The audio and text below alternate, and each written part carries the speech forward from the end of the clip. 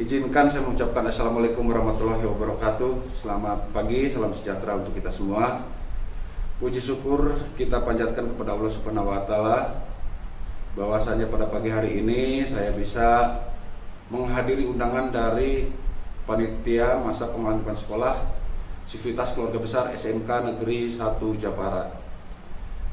Yang saya hormati ke Ibu Kepala Sekolah SMK Japara 1, yang saya hormati rekan-rekan, Bapak Ibu guru, serta staf pengurus TU Keluarga Besar SMK Negeri 1 Japara, dan anak-anak sekalian yang Bapak cintai dan Bapak banggakan. Pada hari ini perlu Bapak berikan apresiasi setinggi-tingginya buat Keluarga Besar Sivitas SMK Negeri 1 Japara. Walaupun barangkali di tahun ini sedikit agak berbeda, memang suasananya cukup luar biasa. Kita sendiri tahu, kita tidak pernah tahu wabah ini datang kapan dan akan berakhir sampai kapan. Dan ini perlu saya sampaikan, barangkali ini setiap tahun adalah agenda kami, selalu diinformasikan oleh pihak Keluarga Besar SMK Japara untuk mengisi dalam rangka masa pengenalan lingkungan sekolah di SMK Negeri Japara 1. Tema yang diberikan oleh panitia adalah barangkali keterkaitan masalah kesadaran hukum, dan perlu saya sampaikan juga bahwa pelaksanaan kegiatan ini sudah terjalin baik antara Keluarga Besar SMK Negeri 1 Japara dengan Polsek Jalaksana. Sebelum lebih jauh saya menyampaikan, barangkali saya sebagai narasumber perlu memperkenalkan diri. Walaupun barangkali sih sudah banyak yang tahu siapa saya, ya paling tidak seperti peribahasa mengatakan bahwa jika tak kenal maka tak sayang. Nama saya sudah cukup jelas di sini, Jefta. Asli saya lahiran Bandung, tapi gen saya dari Sulawesi Utara. Dan saya sudah punya istri, sudah beristri dan memiliki 3 orang anak. Saat ini saya tinggal di jantung kota Kuningan, tempatnya di Beten Taman Cirenung Kencana, Blok B12, Kelurahan Cikintung, Kecamatan Kuningan, Kabupaten Kuningan.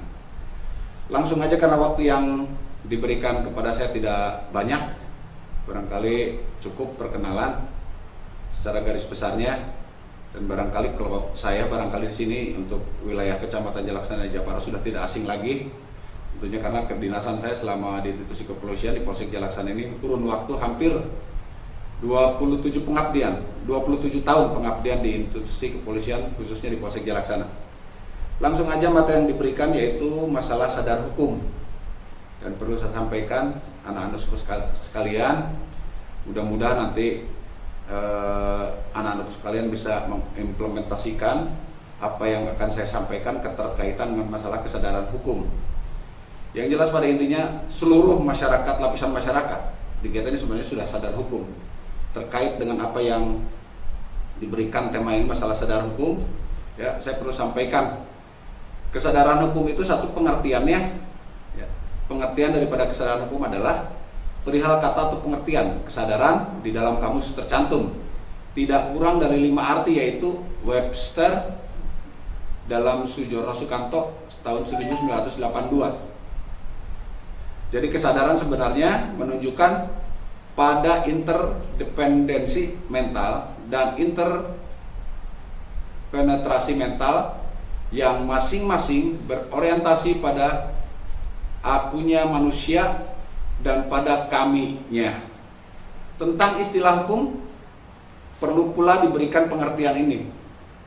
Bukanlah merupakan suatu definisi oleh karena sebagaimana dikatakan oleh Van Apeldoorn dengan menyebut Kant. Yang pertama adalah hukum sebagai ilmu pengetahuan. Selanjutnya yang kedua, hukum sebagai kaidah. Yang ketiga, hukum sebagai tata hukum. Yang keempat, hukum sebagai petugas hukum.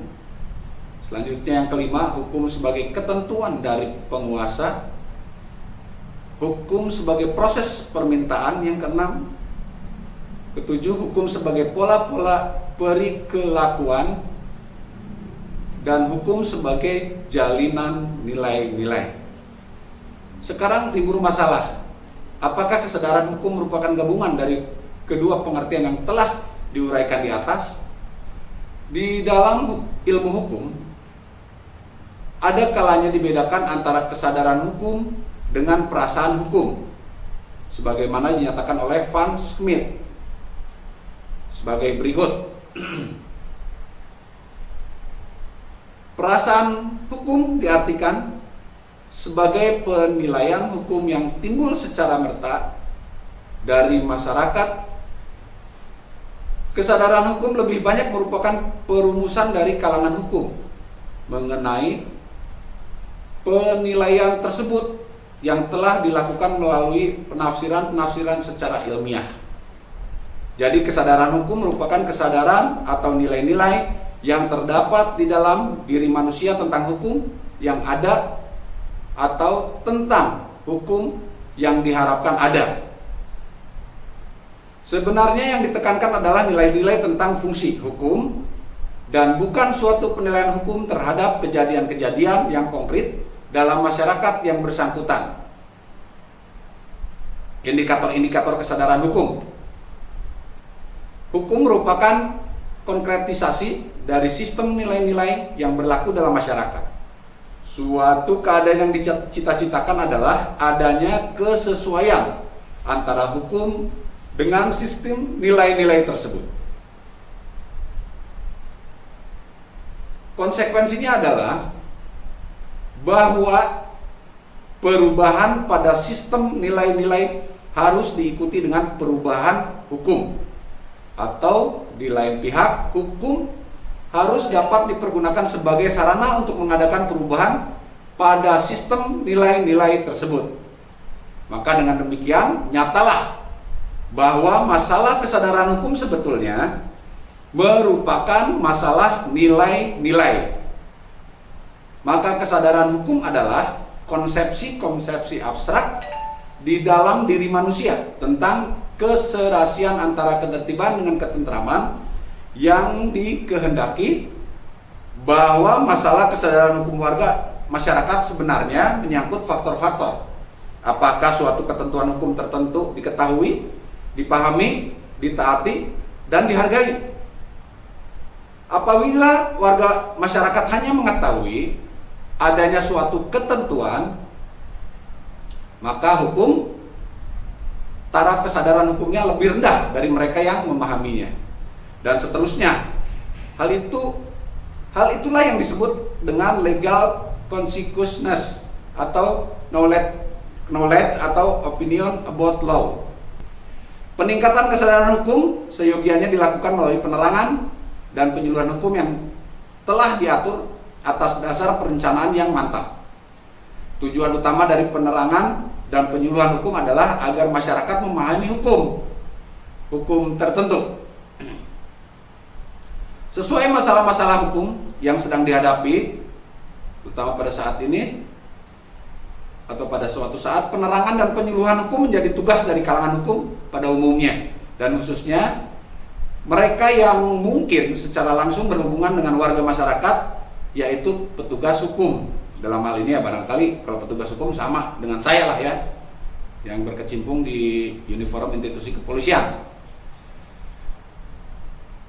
Nah, barangkali itu sedikit saya akan tambahkan berkaitan masalah hukum, dan perlu saya perjelas untuk anak-anakku sekalian yang Bapak cintai dan Bapak banggakan, wabil khusus untuk keluarga besar Sivitas Manajemen SMK Negeri 1 Japara, keterkaitan dengan masalah hukum. Dan perlu saya sampaikan sedikit ulasan bahwa KUHP kita yang kita miliki ini adalah berdasarkan hukum kolonial Belanda.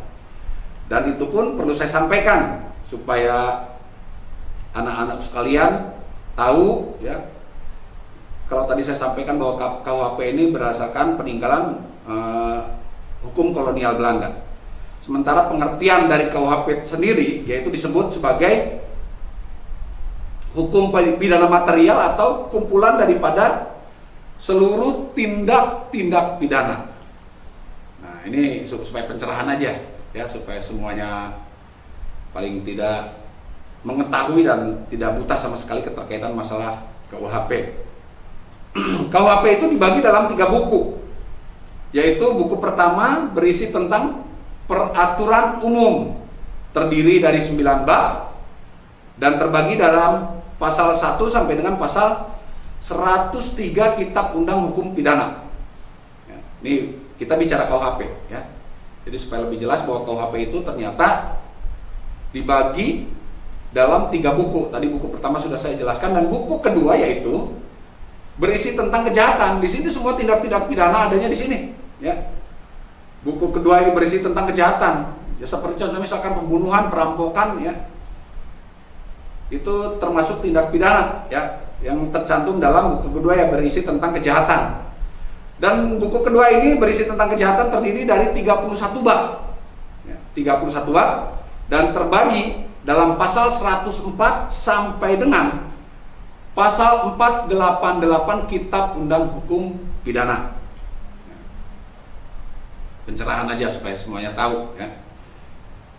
Lalu buku ketiga berisi tentang pelanggaran. Ya. Sekali lagi buku ketiga itu berisi tentang pelanggaran. Ya.